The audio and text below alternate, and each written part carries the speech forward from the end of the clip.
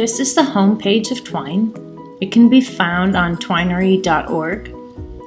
Now, throughout the rest of this tutorial, Twine is the programming that we are going to be looking at. It's super easy to use and very user-friendly, and it's also free. Twine is an open source tool for telling interactive, nonlinear stories. You don't need to be an expert in coding to create a simple story on Twine. It publishes directly to HTML, so you can post your work nearly anywhere. And anything you create is completely free for you to use in whatever way you'd like. Now, this is its homepage. You can also download Twine. You can download it for Windows, Mac, and Linux, but you don't have to download anything to use it. On Twine's homepage, there are also links you can click to various resources about Twine.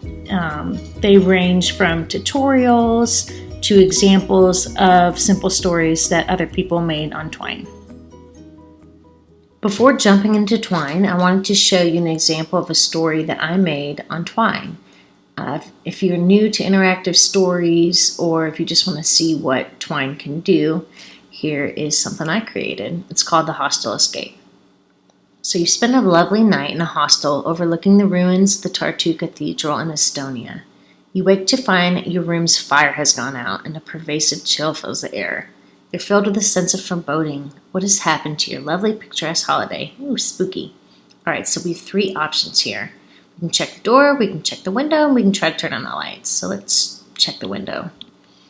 Okay, the window's unlocked. However, we are on the 5th story of the hostel. 3 more choices. The window seems risky, so let's just center ourselves and step away from the situation. Okay, so we recenter ourselves. Okay, so we already checked the window. We didn't like that.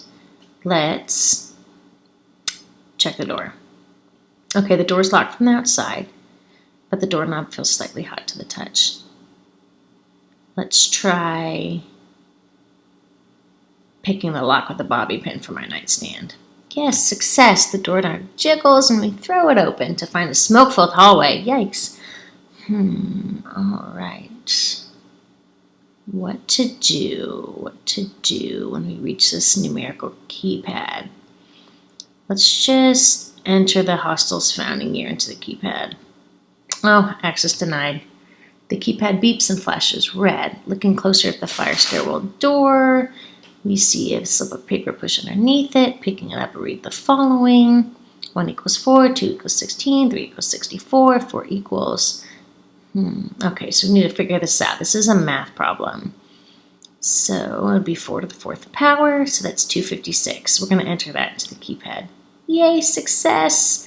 Now we have another scenario with other choices to try to escape the hostel. So there is just a quick little excerpt of the story that I made on Twine. This page serves as your home base on Twine. Pictured here, you'll see the story that I just read an excerpt to you from, The Hostel Escape.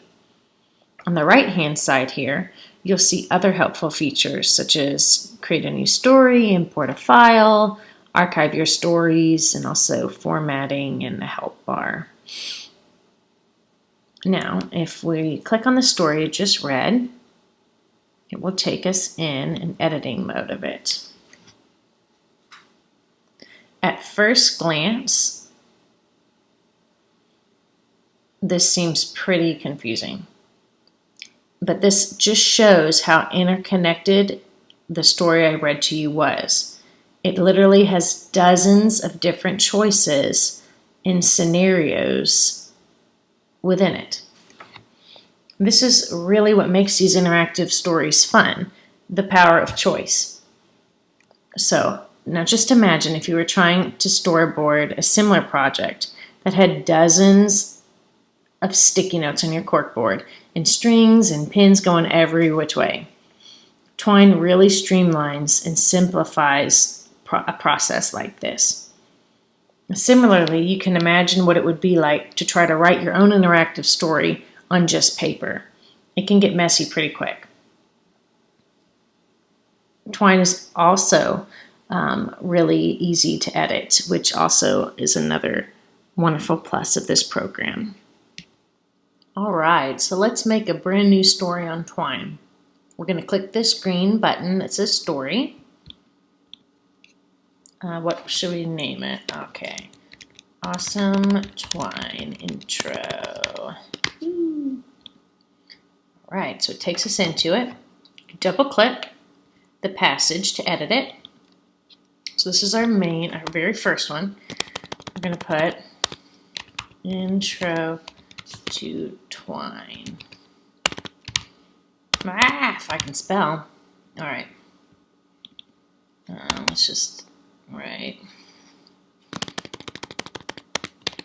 There are 3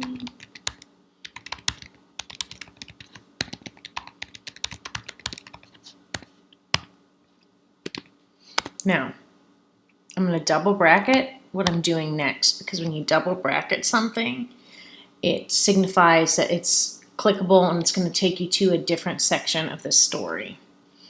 So this will be our choice A. Run away and cry. Twine is too hard. It's not. Choice B.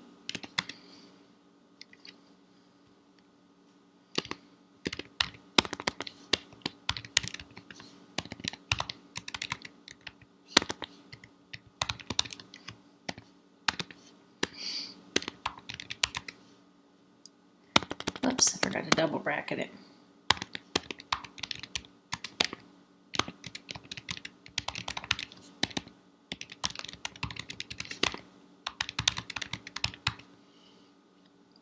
All right. Now, we're going to click out of this. And as you can see, because we double bracketed it, it already gave us our 3 different choices of our interactive story. It's kind of like the same process. If you want to edit any of these, you just double click it. So what are we going to say to this first choice? Bad choice. Running away doesn't solve anything. And we can just add a little bit of text to all of these. It is never for you at all. Give yourself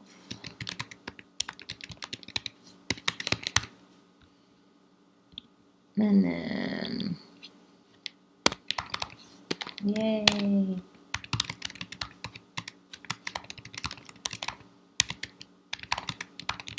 All right. So we have a very, very simple interactive story laid out between us. So if we go back to the very first one, we can press the play button and it's going to test the story from there. All right, there's a story we made. There are 3 choices before you. Choose wisely. Choice A, choice B, choice C. Of course, we're going to pick choice C. And yay, we made the right choice. It took us to that part of our interactive story. And if we click this, it'll take us back to the beginning. And as you see, I'm just making sure all of the links we put work. So now we can get out of that viewing. And you just continue from here. It can be as simple as you want, as complex as you want. You can end up with something that has thousands of choices, or you can end up with something that just has, 9 or 10 choices. It's all fun, and it can all be really rewarding. And you can just let your imagination shine with Twine.